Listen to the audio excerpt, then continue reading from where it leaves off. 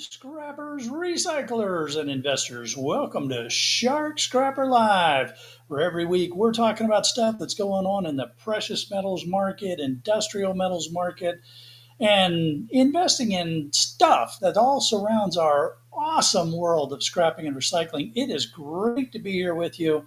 I'm looking forward to having a real fun show with you all this week.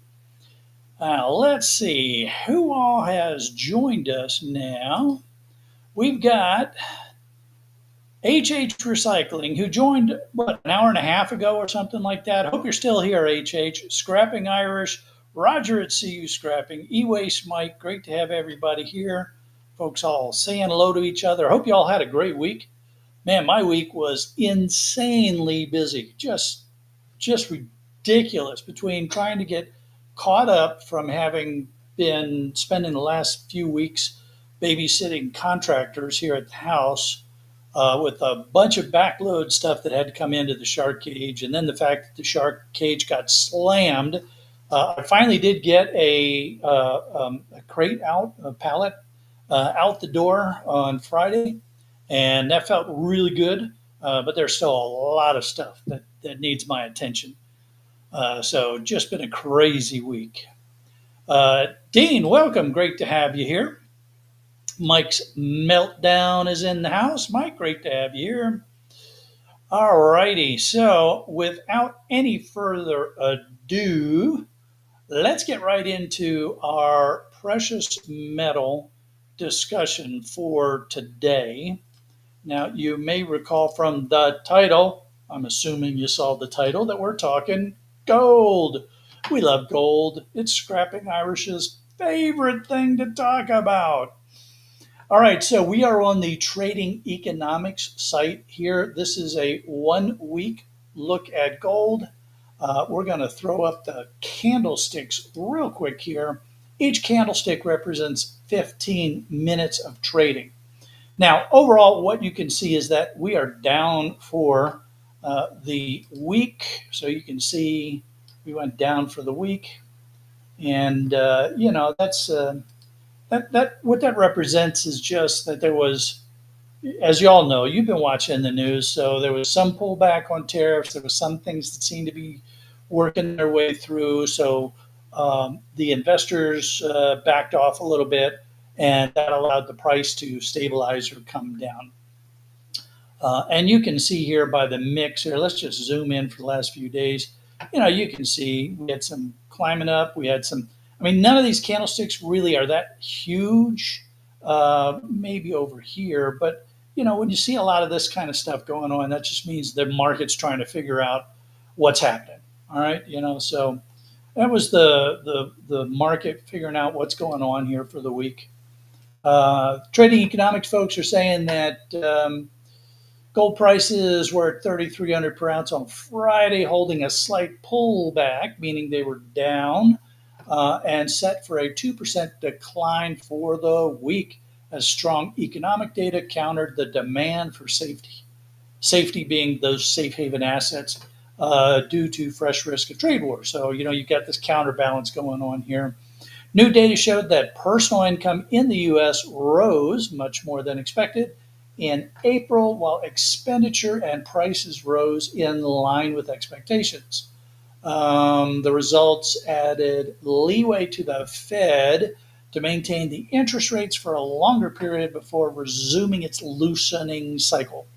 In the meantime, U.S. President Donald Trump noted that China violated an ongoing trade agreement with the U.S. but refrained from providing details, adding to the bets that the administration may try to re-escalate trade with the world's second largest economy. All right, so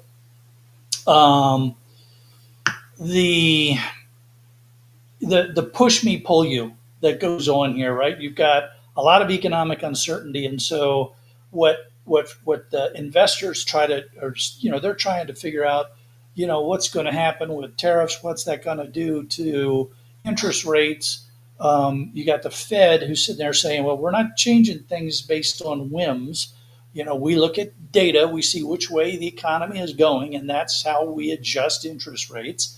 So, it's very important here in the United States that the Fed remain isolated from politics, so that no single administration can manipulate which way the currency goes.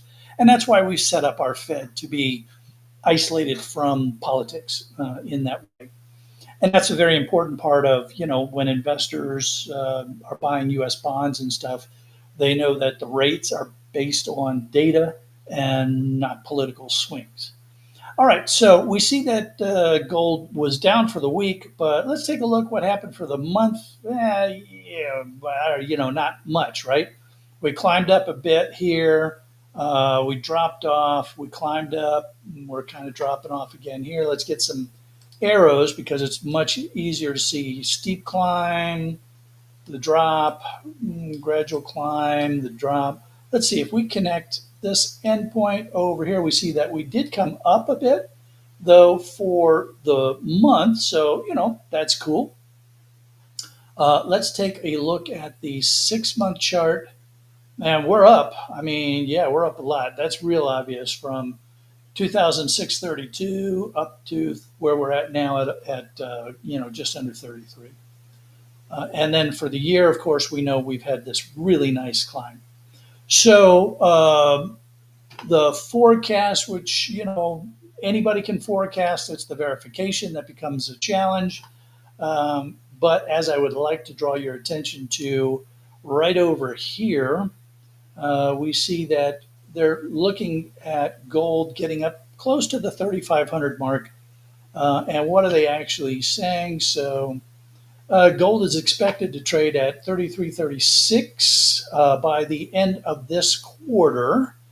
And looking forward, we estimate trade at 34.83 in the 12-month time frame. So almost 3,500 sometime in the next year.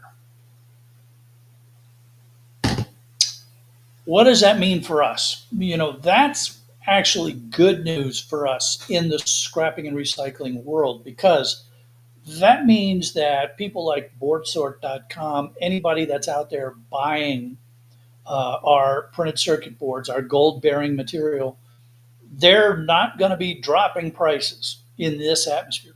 In fact, we may see the prices even go up a little bit more.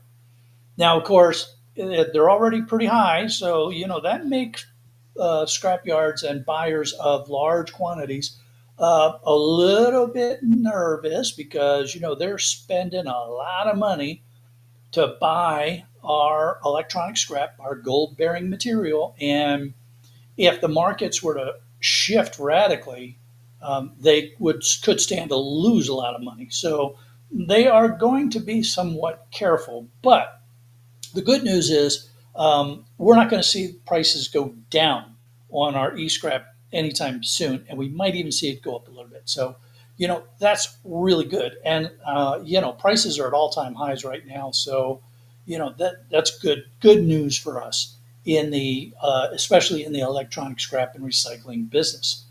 And if you're one of those folks who has been out there recovering and refining your own gold, well, then you might be interested in cashing in some of that with these prices and getting a little bit of that spending cash in your pocket.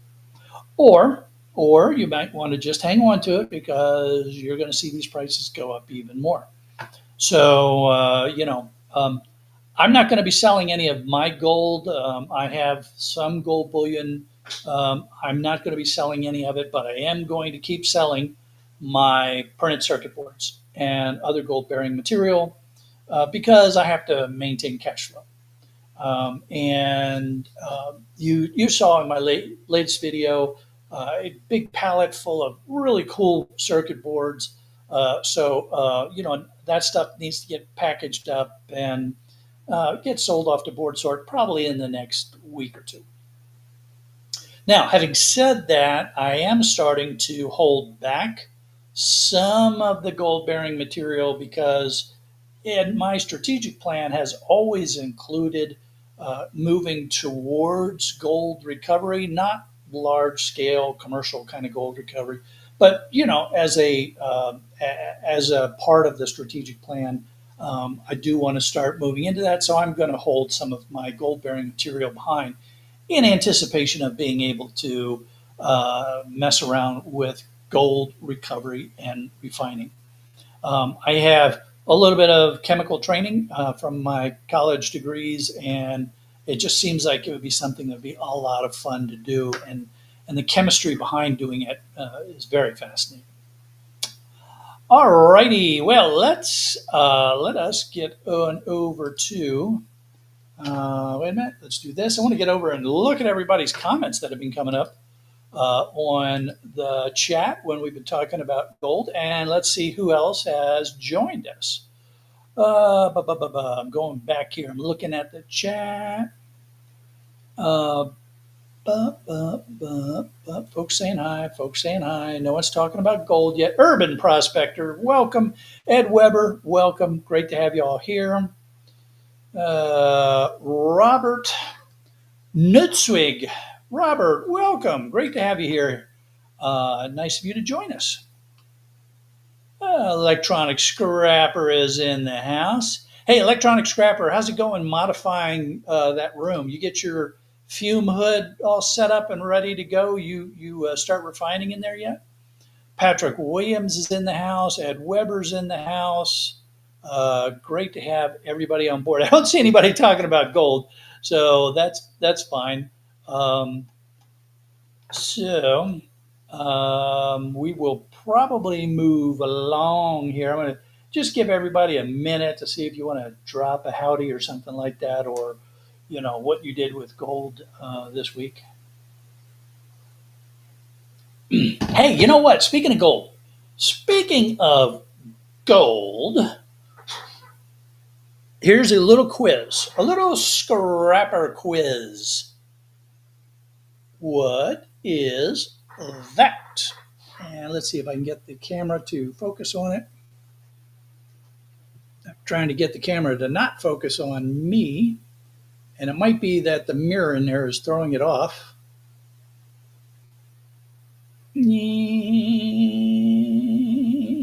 Come on.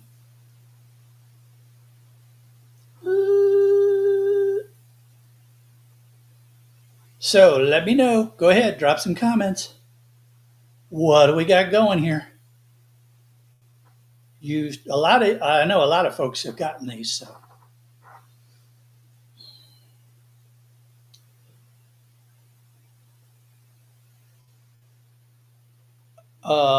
Harold, welcome from Norway. Great to have you. Hey Harold, you may not know this. I used to work for a Norwegian company, Kongsberg. I'm you might have heard of Kongsberg from Norway. Yeah, I used to work with Kongsberg back when I was living up on Cape Cod. I had been working for an underwater robotics company, and Kongsberg bought the company that I was working for. Really enjoyed the folks from Kongsberg. They were really good business people, really good engineers and scientists. Just a great bunch of folks to work with. Really enjoyed that. All right, so let's see. DLP chip, there you go. Roger nailed it. Roger nailed it, of course. And yes, they are from projectors, Jason. They are absolutely from projector type TVs and stuff. So yeah, it's a DLP chip, and um, they're a lot of folks like to find them because they're good money on boardsort.com. So there's some pretty good value in the DLP chips. And I figured since we were talking about gold, I would just put that up there and tease Scrapping Irish a little bit. All right, let's see. Electronic Scrapper is saying that it's still a work in progress, Shark. I'm making a new video today that he promised to Scrapping Irish. For those of you that may not understand what we're talking about, Electronic Scrapper, and correct me if I get this mixed up a little bit, but his the guy that owns the place where he works told him he could use one of the rooms in the shop, and so he's been converting it uh, to do his precious metal recovery and refining, putting in a fume hood, and getting it set up so that he can do that. So it'll be great to see how that progresses and how that plays out. Harold says that he lives about 20 kilometers from Kongsberg. Oh, okay, very cool. Beautiful country, man. I tell you what, if y'all ever get a chance to go to Norway, you really should because it's just a gorgeous country. I always enjoyed going there, and even though I was going there for business, I still had such a great time going up there. And Ed is saying that he's glad that gold is up. It helps his scrappers. Ram, $32 a pound. Yeah, yeah, some really good prices. That came out of a projector. I don't remember. I've had it for a while. I like to keep some representative uh, CPUs and things that I find so that when I die, my daughter can try to figure out what she's going to do with them. Um, they're useful as training aids and stuff like that. So I don't remember the exact device that this one came from, but yeah, they're going to be in a lot of the projector type devices, and a lot of those devices will say DLP on them somewhere to help you out. This may have also been a great big old, one of those great big projector screen TV things too, because I remember getting one from one of those kind of devices at one point. Tint plug. Hi, it's Chris the Tint Guy. Well, welcome, Tint Guy. Great to have you here. Okay, so that is our fun discussion. Oh, that Tint Guy. Oh, very cool. Hey, man, how's it going? I haven't seen you in ages, dude. I hope everything's okay and your business is still thriving. It's good to see you again. So, for those of you that don't know, this guy Tint Plug, he was next door to me in Shark Cage 2.0. That was the automotive repair shop that shut down. He was operating his tint service out of there. When the automotive service shut down, he had to relocate somewhere else. And the new owners of the building asked me to clean out all the stuff that the automobile shop left behind. So, some of you that have been around for a while, you may remember some of those videos. And that place then got bought, the entire building got bought by a company that makes children's athletic wear. So, really interesting story behind what happened there at the building. Ed's going to start looking for those DLP chips. Um, Jason, the price on green boards depends a lot on where you are located and how your buyer grades them. What I recommend you do is go to boardsort.com and look at their e-scrap prices. You'll see a whole list of different types of boards and what board sort is paying for them right now. And that'll help you to get a really good understanding of what the different kinds of boards are and compare that to what your local yard is paying you. Keep in mind, many local yards, they'll just have a high, medium, low payout categories because it takes time to train a staff to identify the various kinds of boards. So you'll want to definitely go to boardsort.com and study that. Big, great information there. So Tint Guy's saying that yeah, thank you. I'm glad you're doing good too. He has a new shop off Dobbs Road, about a couple miles from our old shop. Cool, very cool. I'm up in Western North Carolina now, man. I'm nowhere near y'all. And Jason is asking about the green boards from Spectrum aluminum boxes. I'm guessing you're talking about the cable or the internet box is probably going to be peripheral high grade or low grade. I'd have to see them to clarify. Um,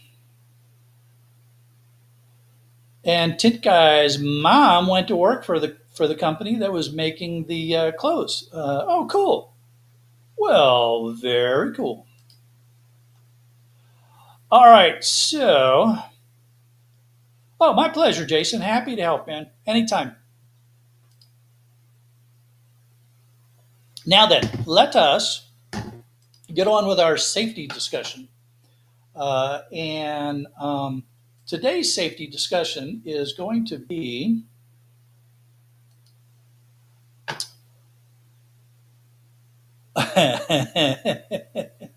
oh, man. We're talking lifting, and we're not talking this kind of lifting. Although I do find this picture is kind of interesting from a safety perspective because look, you got a spotter over here and a spotter over here, and if this dude gets in trouble, I don't know how much help those spotters are going to be. So yeah, Mike, I know that you're here for the safety talk. So uh, great to have you here for the safety aspect. But stick around for a little bit longer too if you want. So this is a picture of E-Waste Mike at the gym, and I think this is Copper Stripper back here spotting him. And I'm not sure who this is over here, but Mike, you need to talk to your spotters, man, because they're really not doing as good a job as they could be for you.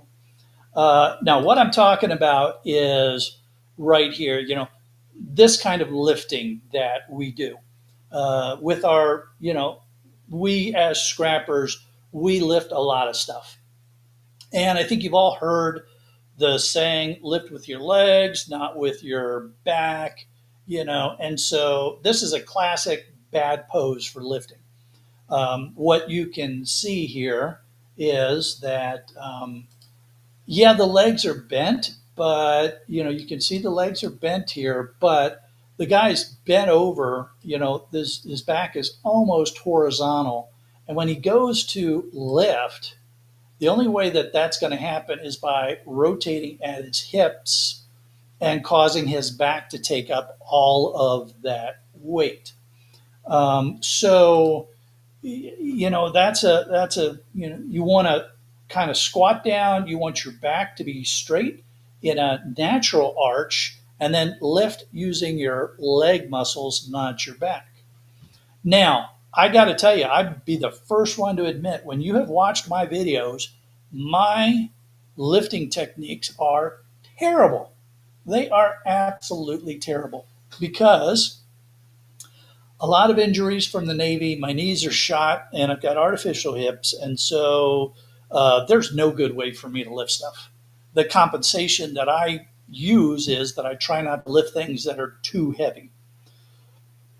And you may have remembered when I was down in Florida and I was doing water heaters and appliances, I would always try to find some way to use leverage to my advantage so that I didn't have to deadlift a washing machine or a dryer or a water heater.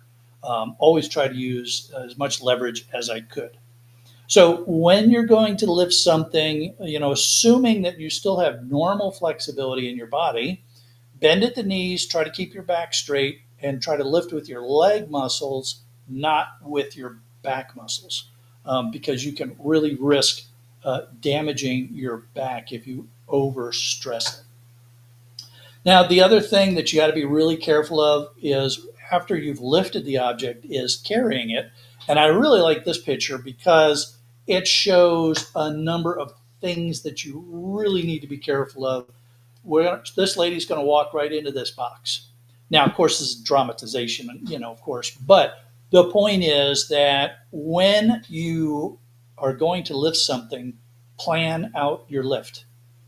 Understand where you're going to take it to, where you're going to put it down. Look at the route that you're going to be traveling and make sure there's nothing in your way. Now, look, we scrappers are guilty of violating this all the time, and I'm as bad as anyone, right?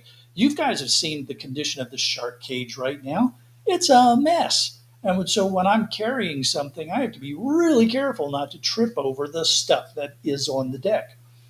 If it That's another reason why I avoid carrying things that are too bulky and too heavy, because I know I've got some trip hazards that I have to pay attention to. So if they're small enough and light enough, I can see them and adjust for them as I'm walking. But if you know they're there and you plan what you're going to do, then it's not as dangerous. It's not as safe as having a complete clear walkway, but you do the best you can with your shop. Now, the other thing that I want to point out in this picture is look at the expression on this woman's face. I really, oops, not that, dummy. Look at the expression on this woman's face. It looks like she's straining. Now, I'm sure that, when they took these pictures, these boxes were empty and they told her, hey, strain, make it look like you're straining. But the point is that if you're carrying something that is very heavy, then you have a greater risk of dropping it, of tripping, of twisting your back. And especially if you have to lift something heavy and then twist your body, well, now you really have a risk of hurting your back. So avoid twisting when you have heavy things in your arms. Understand where you're going to carry it to and make sure that either your path is clear or you're planning for the hazards that are going to be in your way. Now, you also know that I'm a real stickler for shoes. So I'm really glad that she at least has closed toed shoes on as opposed to in Hawaii what they called slippas. So that's a good thing. Um, because, hey, things can fall out of your hands, drop on your toes, that kind of stuff. All right. So, be really, really careful when you're lifting and carrying. Now, the other thing that I couldn't help but wrap this into the discussion, and that is forklift safety. Um, and you may be wondering why is Shark on lifting and weights and stuff? I was watching some videos this week, and there was one of the videos I saw where the forklift driver, very carefully placed a load on a shelf, backed out, was headed down the aisle, and the shelf collapsed. Literally just collapsed. I mean, imagine if all of this stuff just, came crashing down like that. And, they had put something that was way too heavy on that particular rack, and the rack failed. And then when it failed, it tore down a bunch of shelves next to it, and there was like this domino effect of failure. And you just hope nobody gets hurt, especially in some of these mega warehouses where they're stacked 40, 50 tiers high. So, with forklifts, make sure that you're not putting, just because the forklift can lift it, doesn't mean the shelf can hold it. This is especially true when you have tools like e-waste Mike's power lifter, the Genie lift that I have. Those things allow us to lift and move pretty heavy loads. But the question is, will the shelf that you're putting it in hold the load? Will the workbench that you're putting it on hold that load? So, just because the device that you're using can lift something doesn't necessarily mean that what you're going to put it on can hold it. So, think that one through as well before you use any mechanical assistance for lifting and moving things.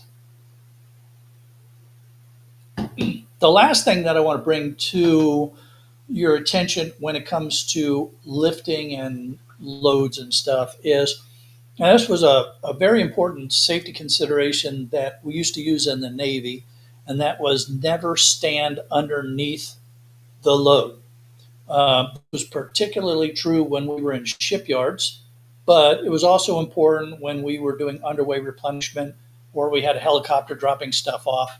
You never wanted to be underneath of the load. No matter how secure you thought it was, a line can break, a shackle can break.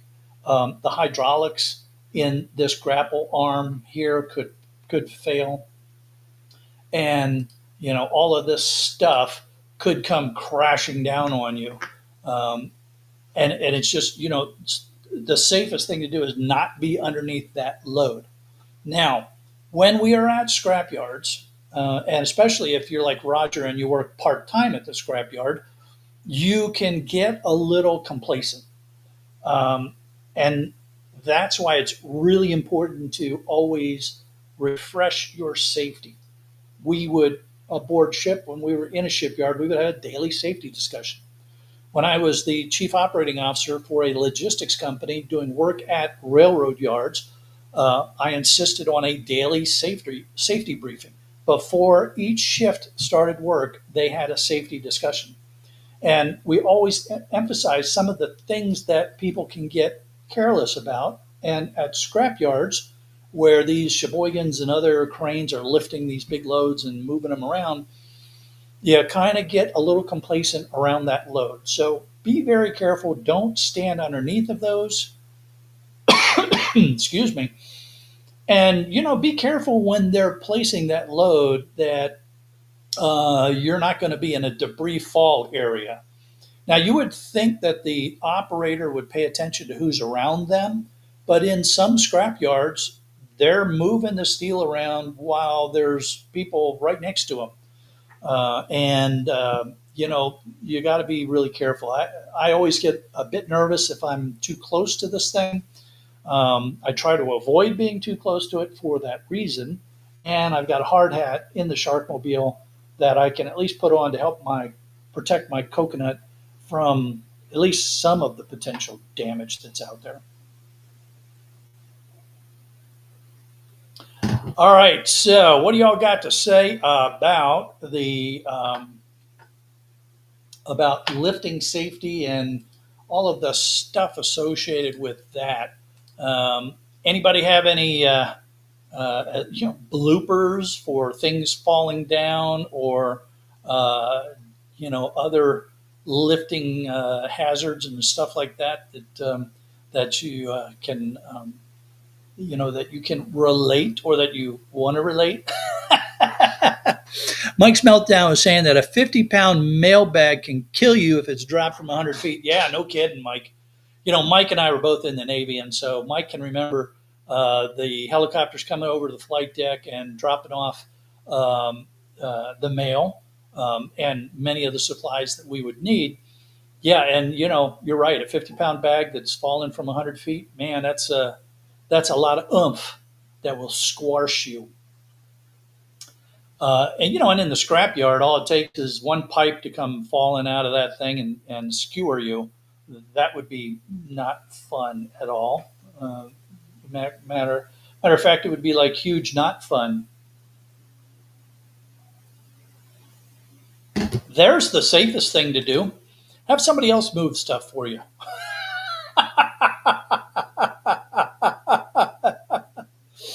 Oh man, yeah, that's the way to do it, Mike. I need to hire somebody to move stuff for me too. Um, yeah, that would be cool. Hey, speaking of copper strippers and copper, what do you say we get right into our industrial metal for the day, which just happens to be copper. So let's see. Trading Economics website here. Copper futures in the U.S. fell towards 465 a pound from a 4-week high of 482 amid the risk of slower demand and evidence of fresh supply flows into North America. Keep that thought in mind. The International Copper Study Group noted the copper market was in 289,000 tons surplus in the first quarter, widening from 268,000 tons in the previous year amid ample investment in South American mines. And in the meantime, the backwardation for the London Metal Exchange futures, backwardation.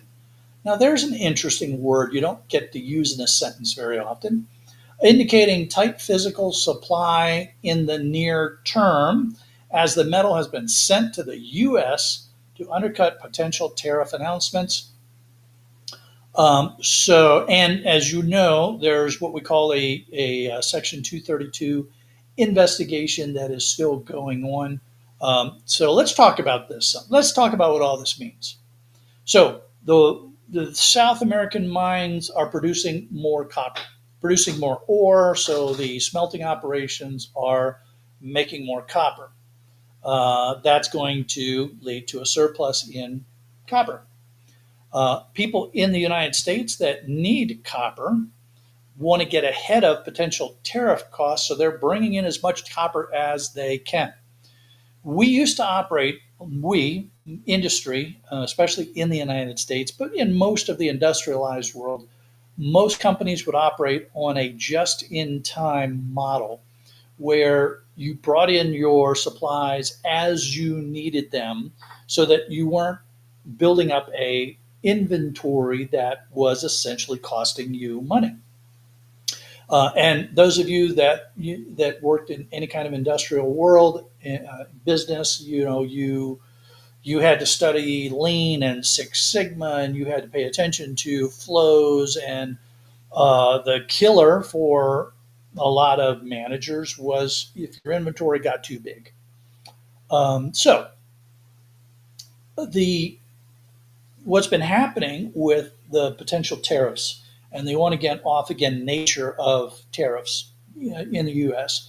is that a lot of companies have said, "All right, well, yeah, we're gonna have to just put just in time aside and make sure that we have supplies." So they're bringing in as much stuff as they can, front loading as much stuff as they can, and they're trying to time these shipments in between the tariff being on and the tariff being off. And so the result is we got copper coming in and it's putting pressure on the what they were saying at LME, London Metal Exchange, because there's a lot of copper coming into the US and it's coming out of the warehouses. So this is a really hard time to understand what's going to happen with the prices for copper because you've got these artificial kind of influences going on. There's in previous years, we were looking at a balance of supply and demand for things like copper. And you would have, as a mine came online, most people could do the math and figure out that mine is going to add this much more to inventory, and so the prices should change by this much. If a plant shut down, they would, the analysts could look at what the effect was going to be.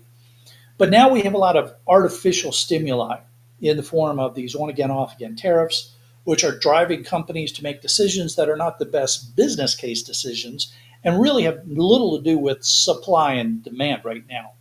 So, really hard to understand what's going to happen with copper. Here we are, we're looking at the year, and we can see that we had, oh, that's a nice big line. We don't need it to be quite that big, do we? So we dropped off, we climbed out, we dropped off, we climbed, we had this big crash when, with the April announcements. And then things, well, okay, we're not going to do tariffs, so things climb back up. And now we've got a lot of short term up and down going on here as the situation changes rapidly. If we take a look at the candlesticks real quick, and we'll zoom into this part that's been up and down a lot. So, excuse me. Here's a big drop, and then we climb out, and now we're up and down in here. And this is all just markets reacting to the news cycle more than anything else. So let's go back to our, oops, don't want to zoom in that much. Let's go back to our line chart here. Let's go look at the forecast. And as always, I'll draw your attention to this forecast number here. So what you see is that the analysts believe copper will get over $5 a pound. So they're saying that copper is expected to trade at 478 US dollars per pound by the end of this quarter. And according to the global models, they're looking forward to 513 in 12 months' time. So that is, again, really cool for us scrappers because copper is, that we love copper as scrappers. Most people that are in the scrapping business, just really love to get hold of copper. And when we see these potential higher prices coming, over the course of the next year, it allows us to be able to say to ourselves, "Can I hold my copper with some confidence that the price is going to go up?" And apparently, we can. Um, so if you have this space and you don't need the cash flow, then you can set some of your copper aside and allow that copper to get more value for you. Now, you still need to pay the bills, so you may need to sell copper in order to help pay the bills. But what I would suggest, and I've used this model a lot myself, is that I'll sell my lower grade copper bearing material, my number two insulated, my number three insulated copper wire. Back when I could sell copper bearing motors, I still need to find someone to purchase those for me.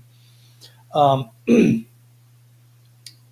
sell that lower grade copper product as it accumulates so that you can keep your cash flow going. But if you can, hang on to your number one insulated copper or your bare bright or your number two copper, this because especially something like your bare bright that you can squash down really tight, um, that doesn't take up a whole lot of space and you can pack a lot of weight into most containers, and let that price go up a little bit. And then, watch for these, near $5 or $5 prices to hit if you can. And, if you need to make that cash flow, then, well, just keep a little bit of a side because we have the potential for some good price increases to come along here. All right. Well, let's get in here and see what you all have been seeing from copper and what kind of discussions you've been having. Earl Fowler's in the house. Welcome, Earl. Great to have you here. Let's see. Roger, for those of you that don't know, Roger works part time at a scrapyard. So he said we raised our copper prices this week because the mills are slowly reducing their spread. Okay. Normally their spread is 20 cents from spot. With the instability of the market, they went to $1. Wow. Holy cow. That's, yeah, yeah, that's a good sign that that the scrapyard owners are getting a little bit nervous about what's going on. Because think about, one of the ways to think about it is if the spread is tighter, it means that the owners of the scrapyards have pretty good confidence in where the prices are going to go, and they can plan accordingly. When they don't have that kind of confidence, then they have to widen the spread so that they're so that they have a little more flexibility. Um, E-Waste Mike is saying that he's only stockpiling his bright wire. Okay, very cool. Very cool. Mike's bringing up the point that increases on the steel and aluminum tariff prices may go up on them. Also, yeah, as a matter of fact, we're going to talk about what's happening with the steel tariffs here in a minute. Um, Ed Weber is saying that his copper is up a little in East Tennessee. Okay, yeah, very cool. Ed, I have not brought copper in here in West North Carolina. I didn't bring any in for the last couple of weeks, so I'm really not sure what's going on this side of the state line.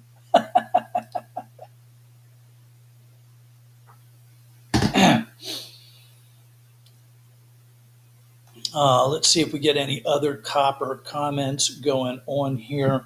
Um, the other thing that you might want to think about with your copper, we talked a little bit about this last week when we were talking about aluminum. There are artists out there that use copper to, make some of the things that they make, whether it's art, pieces of art, or even some jewelry and those kind of things. And so, if you have the wherewithal to do it, you might want to melt your copper into some nice clean ingots that you can sell to the artists and other tradespeople that need copper. um, because that may be a way for you to make even more money on your copper as these artists and other folks that use copper in their businesses are looking for some materials. Now, don't expect the big industrial users to want to work with you because they buy copper in the tons, whereas a local artist may be happy to buy a smaller bar of say 10 kilograms or some lesser weight that they need for some of their projects. And the smaller size of what we would make as small bars and ingots may work better for them as they don't need to melt huge quantities of these things and they have the facilities to melt these smaller things. So that's another way to think about what you can do with your copper. And I tell you what, there's copper all over the place. It's you don't have to just look at wiring and piping. There's copper heat sinks and other things like that have a lot of copper. SWB affiliate brings up the pre 1982 pennies for their copper value. Now, of course, you got to be careful because right now pennies are still legal tender, so you can't destroy legal tender. At least here in the United States, it's against the law to destroy legal tender. But a lot of people hang on to their pennies from 1982 or older in the belief that at some point we're just going to do away with pennies and then they'll have a whole bunch of copper. So pre 1982, you've got good copper in the pennies. 1982 was when the mints were switching over. So you got to pay attention. I don't remember exactly, which mints and where and those kind of things. But if it's older than 1982, copper. If it's 1982, maybe. If it's older than 1982, yeah, don't worry about it. Uh, SWB is saying 2026 will be the last year for pennies. Have you seen that in any kind of writing or formal declaration somewhere? Um, I haven't, but then again, I also haven't been really researching it that hard. I figure I'll wait for the announcement to come out. I know a lot of people, a lot of coin collectors like to say, those kind of things will happen at a certain period. But yeah, let me know if you've seen specific documentation that says that the U.S. is going to end using pennies in 2026. I know a lot of other countries have stopped using their pennies and then they round up and stuff. So um, it's it'll be interesting to see how that plays out. Mike is saying he's heard it, but he hasn't seen anything. Okay, cool, cool. Um, yeah, no worry, no worries. Between not being able to spell and the auto spell check, you never know what's going to happen, right? Uh, E-Waste Mike is saying, oops, here we are. E-Waste Mike is saying that in 1982, you have to weigh the pennies. So they should be, uh, oh, here he's corrected it, 3.1 grams. Okay, very cool, Mike. Good input. Thank you. I'm not going to weigh my pennies. I'm just, yeah, that's like, as somebody, another scrapper that I know really well used to say, I ain't got time for that.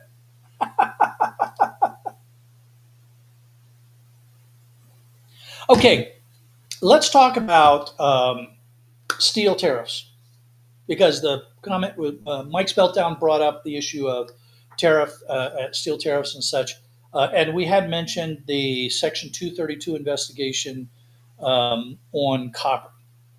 All right, so first of all, the copper investigation. Um, 232, that's Section 232 investigation. Basically in February, the U.S. government said we're going to look at copper and decide if we have to do something about the inputs because we have a lot of imports of copper, and is that a defense or economic weakness? They have been collecting information, and the report out is going to be in November, no later than November. And possible outcomes of the copper and 232 investigation are potential tariffs. So we'll just keep paying attention to that and see what happens. Steel, on the other hand, we already know that there are tariffs on steel. Well, there's the reciprocals, but there's the announced 50% tariff on steel. That was as of this last week. And so you have to ask yourself, okay, so what would a 50% tariff do to the scrap steel market? Now, for me, I don't really care. I mean, I hate to say it, but it really doesn't influence my scrap decisions because for me, steel is just something that I have to get rid of. I take computers apart, I take servers apart, I end up with steel, and the shred has to get moved out of the way in order to bring in more material. And so that I get paid anything for my shred steel is fine with me because that way it's not costing me money. But I know that for a lot of you and for a lot of scrappers in general, steel is an important part of your general cash flow. And so you're curious, you want to know, okay, so if we implement a 50% tariff here in the United States, is that going to increase the demand and therefore the price for shred steel or not? What's going to happen? Um, and the answer is like with so many things, when you talk to 10 people, you're going to get 10 answers. There are going to be people that will say, well, the tariffs will force industry to open more steel plants in the United States, and therefore we're going to need more shred steel to feed those plants. At the same time that all this discussion is going on, you've got Nippon Steel negotiating to buy U.S. steel. So there's a lot of, and the shareholders of U.S. Steel have already agreed to it. So now the government, they're trying to work out what the government is, if the government is going to approve the sale or not.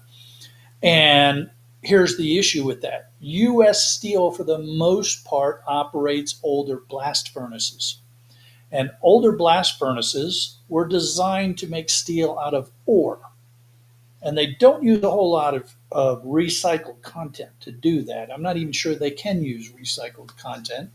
Um, but newer steel companies like Nucor that use arc furnaces, they do use a lot of recycled content because an arc furnace actually is designed to use recycled content. So companies that have a lot of arc furnaces will use more recycled content. And if a company is going to build a new steel plant, they're going to build an arc furnace because it's less expensive, it can be built faster, it doesn't take up as much space and as much, it doesn't have all of the other associated requirements of a blast furnace. So if the tariffs do cause companies to start building steel plants in the US, that would drive up the demand for shred steel, scrap steel.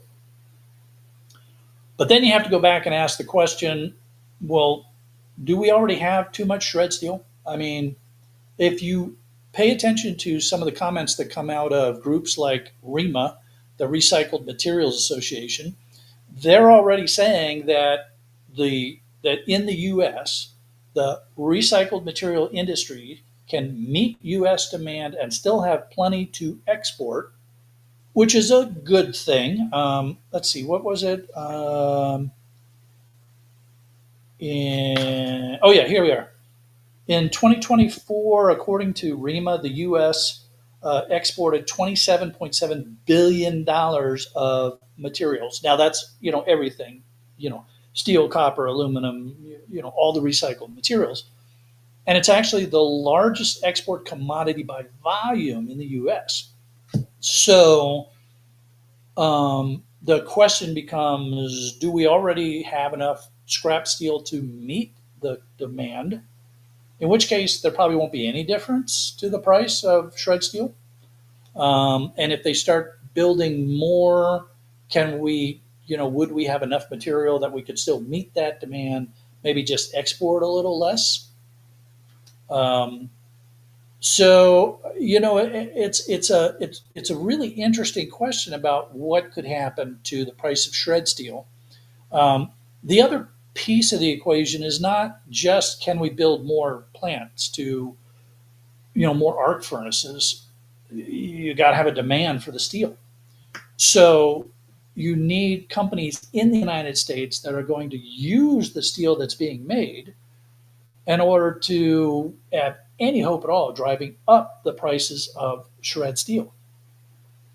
So a lot of the steel consuming kind of companies in the United States, as you might think about automobiles, shipbuilding, infrastructure, you need those businesses to continue to make and sell steel to help drive up our prices. The point I'm trying to make here is this is a very complicated question.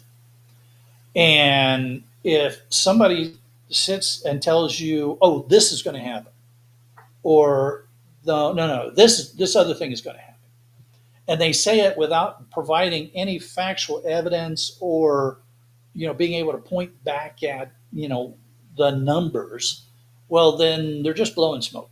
All right, because it's a very complex uh, issue and challenge as to what these tariffs are going to do, especially for us who are so far down on the food chain of materials in the recycling and scrap market. There are so many other things that are going to influence the price of shred or scrap steel. And you know what? We don't have any control on it at all. So, my recommendation is just keep selling your shred, okay? Sell your shred. It takes up a lot of space. It can get heavy. Just sell it, okay? Just get what you can for it and keep it moving because trying to stockpile your shred in the hopes that the prices are going to go up because of tariffs or for any other reason, as far as I'm concerned, it's a fool's errand. Um, it's not like gold or copper or even silver to a certain extent, where you can retain enough of it that a price difference would make a difference would mean something. You need to have a lot of land to be able to pile up massive amounts of steel before any kind of price change is going to make a difference for you. And then you still need to get that steel to someone who's going to buy it and pay you the good prices for it. This is the same problem that the scrapyards have. They're dealing with this all the time. So I would be very, very leery, and I do not recommend that you just hang on to your steel. Sell it. Just sell it. Whatever your quantity of sale is, whether it's your pickup truck or a bin or your box truck, when you get that much, just sell it. Okay. Get the cash flow that you can for it so that you can pay the rent, pay the utilities, buy the gas, do the things that you need to do with your cash flow money. And consider other metals like copper or gold bearing materials. Consider those that bank account that you're going to try to, play the game of letting the value go up on. Because with gold and copper, as we just discussed, you've got some good potential for the value to go up. And it's worth hanging on to some of that in anticipation of those price increases. With steel, even the experts are scratching their head on they, what's going to happen. Yeah, it should make for good talk. When you're having a beer with your buddies, or whatever your adult beverage of choice is. But by all means, do not get in a fist fight over the price of steel. It's just going to be a fool's errand. Oh, what are you all talking about with steel and what do you all think is happening? Let's get back up.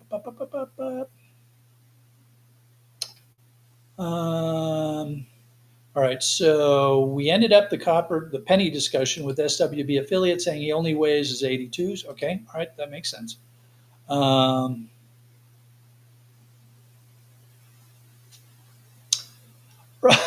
Earl says that once we get rid of the coppers, the 99-cent specials are gone. Oh man. Okay, so here we are. Daniel is saying until there are steel refineries in place, your steel is worth less. Okay, no, I mean it's a good point, right? Because if we put in a 50% tariff, chances are there's going to be retaliatory tariffs, and so the shred isn't worth as much to ship off. Yep, good point. Daniel's saying basically you need to sit on steel for a year at a minimum. Yeah, so who's got a year to sit on their steel? I mean, really. Daniel also goes on to say possibly steel will become what saves the US dollar. It won't skyrocket in value because it's everywhere. Um, okay, I'm not exactly sure I follow the logic there, Daniel. If you want to expand that a little bit, feel free. Um, Ed's saying sell the steel. Yep, sell that steel, man. Just sell it. Just sell it. All right. So, Irish, are you? If you're still online, are you good to go? We had a um, Irish had sent me a note saying that he was running behind, and so I want to check before I terminate the stream here. I want to make sure that Irish is ready to pick things up. We'll give him a minute to drop me a line and let me know. And here, let me send him one of these. I'll send him a note here, real quick.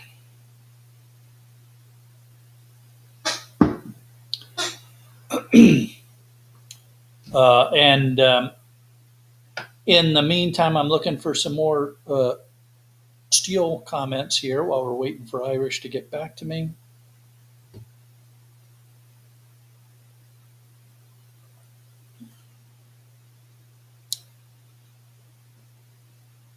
I will say this about steel. It was really interesting. The steel price never changed at my local yard. We've been getting 7 cents a pound for as long as I can remember at my local scrapyard, and I think part of that might be because we're way out here in western North Carolina, and wherever they're shipping their the shred steel to, um, that sort of adds as like um, a shock absorber, if you will, for the price to either if the price goes up or down, they don't change because they've got this spread that they're working inside of. So I've been getting 7 cents a pound for as long as I can remember up here in Western North Carolina. Okay, so Scrapping Irish just responded. He is live now. So I do not have autoplay, the redirect set up here. So when I end this stream, you're going to need to go on YouTube. You're going to go to the search bar, type in Scrapping Irish, and it'll show you the link to get to his live stream. I look forward to seeing all of you over in Ireland. And I'm just going to shut up and get over to Ireland. I'll see you all over there. Have a great week if I don't see you between now and Ireland. Be safe.